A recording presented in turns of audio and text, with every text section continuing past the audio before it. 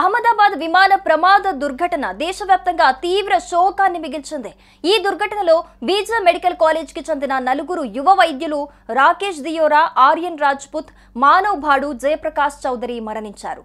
వారు భవిష్యత్తులో వైద్యులుగా సేవలందించాల్సిన యువ ప్రతిభావంతులు. వారి మరణం దేశం మొత్తాన్ని కలిచివేస్తోంది. 22 ఏళ్ల రాకేష్ దియోరా భవానగర్ జిల్లాకు చెందిన యువకుడు. తన భవిష్యత్తును వైద్యంలో నిలబెట్టుకోవాలని కలలు కన్నాడు. 21 ఏళ్ల ఆర్యన్ రాజ్పుత్ గ్వాలియర్ నుంచి వచ్చిన యువకుడు. నీట్లో గొప్ప మార్కులు సాధించి బీజా మెడికల్ కాలేజీలో చేరాడు. 20 ఏళ్ల మానవ్ భాడు ఒక చురుకైన యువకుడు. తన కుటుంబాన్ని గర్వింపజేయాలని ఎన్నో ఆశలతో వైద్య వృత్తిని ఎంచుకున్నాడు. 22 ఏళ్ల జయప్రకాష్ చౌదరి తన భవిష్యత్తును వైద్యంలో నిలబెట్టుకోవాలని కలలు కన్నాడు.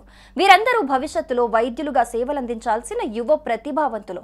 అహ్మదాబాద్ దుర్ఘటనలో భవిష్యత్ తరాలకు వైద్య సేవలు అందించాలన్న వారి కల బూడిదైపోయింది. ఈ విషాద ఘటనపై AIIMS Delhi MD doctor Datta తీవ్ర ఆవేదన వ్యక్తం చేశారు.